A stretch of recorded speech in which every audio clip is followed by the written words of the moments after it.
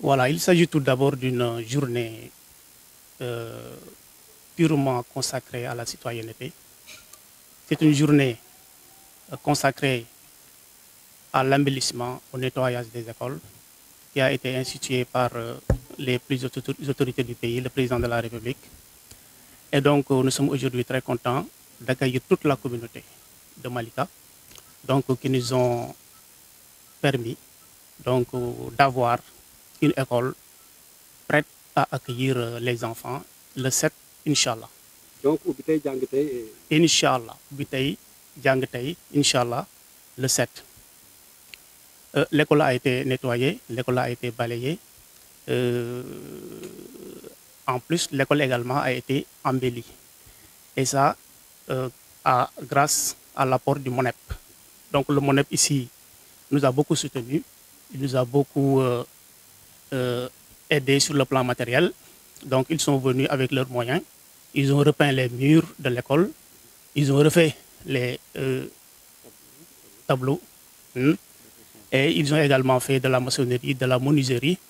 Vraiment, s'ils ont choisi dans leurs activités de vacances citoyennes une seule école dans le département de Keur Massar, et cette école-là s'est tombée sur nous.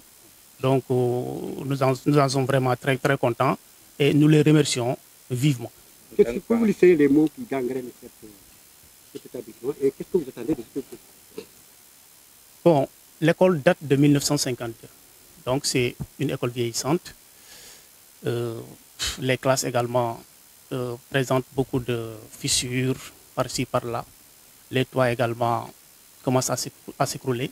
Donc, ce que nous attendons des autorités, c'est vraiment un soutien, un soutien adéquat, le soutien que nous attendons, c'est qu'ils réfectionnent l'école.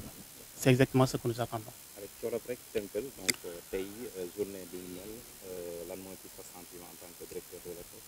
waaw sama sentiment mooy d'abord journée bi dafa nekk journée bu nga xamante ni autorités yi ñoom ñoo ko institué mu nekkoon donc une journée qui entre dans le cadre de seetal suñu réew. Donc comme mois d'octobre bi ñu nekk nii dafa tombé ak ouverture des classes ñu tuddee ko seetal suñu école, donc ñu ñaax nit ñëpp ñu dem ci école yi seetal école yi. Donc tey nous sommes vraiment très contents et très heureux d'accueillir toute la communauté de Malika. Donc ñëw nañ bale nañ nettoyé nañ voilà, école bi daal fi mu nekk nii set na, donc pare nañ pour tàmbale liggéey bi le 7 Inch'Allah. waaw école bi jafe-jafe yu ma am mooy surtout sur le plan des bâtiments, parce que école bu yàgg la, comme ni ma ko waxee léegi école bi ñu ngi ko créée en 1952. 1952 ba léegi nag gis nga bâtiment yi commencé nañ yàqu toiture yi commencé na yàqu donc li ñuy xaar ci école parce que loolu pour nga defar ko dafa laaj des investissements un peu lourds donc loolu moom état rek moom moo ci mën dara donc li ñuy ñaan mooy état bi jàppale ñu donc pour ñu réfectionner école bi bu baax a baax a baax voilà merci beaucoup Ahmed Fall. Coordinateur. Je m'appelle Insa Diédhiou, le coordinateur département du MONEP. Le MONEP, c'est le mouvement national des enseignants patriotes. Donc nous sommes là aujourd'hui pour une journée de cérémonie de réception, de réhabilitation d'une école du nom de Sidi Gadiaga. C'était ici à la commune de Malika. Donc comme l'a si bien initié le président de la République, son Excellence Bassirou Diomaye Faye. C'est un calendrier qui a été abordé par exemple par le Premier ministre. Le Premier ministre et qui est en train d'être réalisé par le ministre de l'Éducation. Donc le MONEP national a établi ses activités au niveau des écoles. Donc aujourd'hui, c'est dans toute l'étendue du Sénégal qu'on est en train de réhabiliter et faire de cette étape pour l'ouverture. Quelles sont les actions que vous avez entreprises matinalement ici? Pardon? Les actions que vous avez entreprises ici, quand on est venu pour une première fois, on a demandé le problème de l'école ici auprès du directeur. Donc il nous a souligné un budget qui était un budget énorme. Donc on a essayé de faire des recherches, puisque le MONEP, en parlant, n'a pas de moyens. On a fait des recherches pour essayer de satisfaire la demande du directeur. Et ce qu'on a fait jusqu'au moment où nous parlons. Donc le travail est en train de se faire. Donc il y a même des peintures, des fissures et là encore les portes qui sont installées. Même les tables, on a essayé de réparer les tables bancs. C'est ce qu'on est en train de faire pour l'instant. Donc vous pouvez faire également un inventaire qui est matériel donc, de ce qui a été un peu dégradé au niveau de l'école et que vous avez apporté votre bon, le budget qu'il nous a donné, c'est-à-dire qu'il nous a demandé par exemple les tables bancs, et le tableau et les fissures des murs, aussi peindre encore, repeindre du moins l'école. Donc c'est ce qu'on a déjà donné, un budget qui est dans une somme de 946 000 francs. Donc c'est ce qu'on a essayé de faire des recherches jusqu'à presque trouver cette somme pour essayer de commencer le travail. Et donc le travail est en cours jusqu'à présent. Oui. Les perspectives en tant que coordonnateur, nous sommes à la 8e édition également aussi de cette belle initiative du président de la République. Aujourd'hui, en termes de bilan, le MONEP également, depuis que vous avez participé à ces sessions de nettoyage, qu'est-ce que vous pouvez en retenir jusque-là? Donc ça, là, je peux dire que c'est un bilan qui est satisfaisant. Un bilan satisfaisant parce que dès le début parce que pour nous les enseignants, nous n'avons que le temps pendant les vacances. Donc à la fin de l'année scolaire, on a entamé le travail un peu partout. Première activité de lancement, on l'a fait à Saint-Louis. Donc on l'a fait dans le reboisement des écoles, et le nettoyage et même ce qu'on vient de dire ici, la réhabilitation des écoles aussi, ça a été fait au niveau de Saint-Louis. Donc à Kaolack pour deuxième fois encore. Ici au niveau du département, on a fait ça en synergie avec les autres mouvements, comme par exemple le mouvement JPS, MODAP et autres. Donc avec la coordination du coordinateur départemental qui est M. Sidou Diallo. On risque de vous prendre avec Si, bien sûr, parce que c'est l'association des parents, l'APE.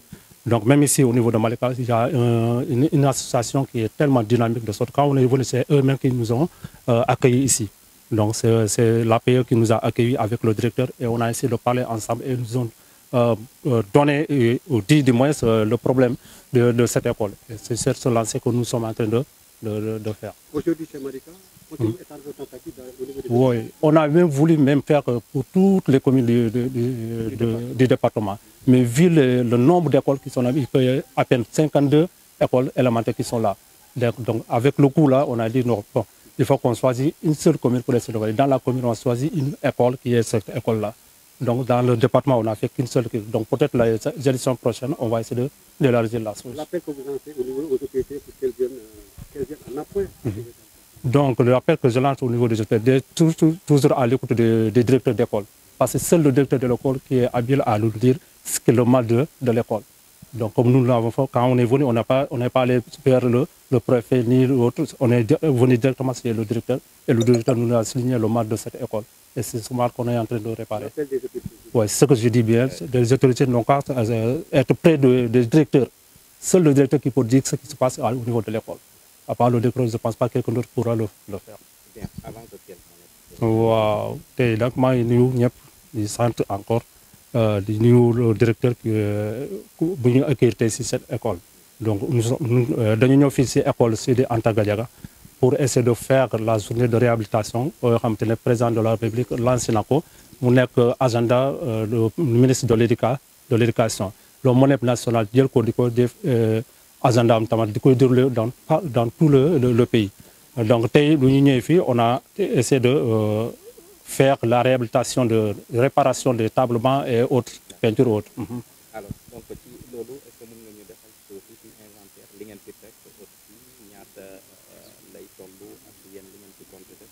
Non fii la ñu fi fekk bon dañoo fekk toujours APE la ñu fekk ñu koy sant bu baax di koy gërëm tamit parce que muy def liggéeyam bo moom la ñu fekk di def liggéeyam quand on est venu bon ñoom ñoo ñuy accueillir bu ñuy accueillir ñu expliqué na avec le directeur ñu expliqué le mal qui se trouve ici donc mal boobu moom lañ MONEP départemental essayer d'entrer de régler.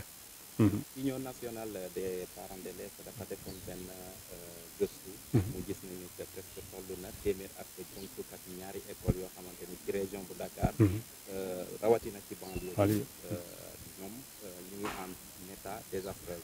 alors ndax yéen def ngeen le même constat surtout yéen que yéen a ngi ci banlieue bi. waaw def constat boobu def nañu ko parce que boo gisee ñu dugg c'est le même constat qu'on a fait donc moo tax ñu dugg ñu bokk si kii jàppale APE boobu nga wax maanaam niveau national des parents d'élèves donc jafe-jafe bu parents d'élèves gis MONEP national boobu la gis et le ministre de l'éducation moom la gis ensuite le président de la République tamit moom la gis moo tax mën a jàpp tey journée nationale de c'est suñu école donc moo tax ñu ñëw fii tey pour essayer de faire la cérémonie de réhabilitation de cette école. Merci Diedhiou. Je vous en prie.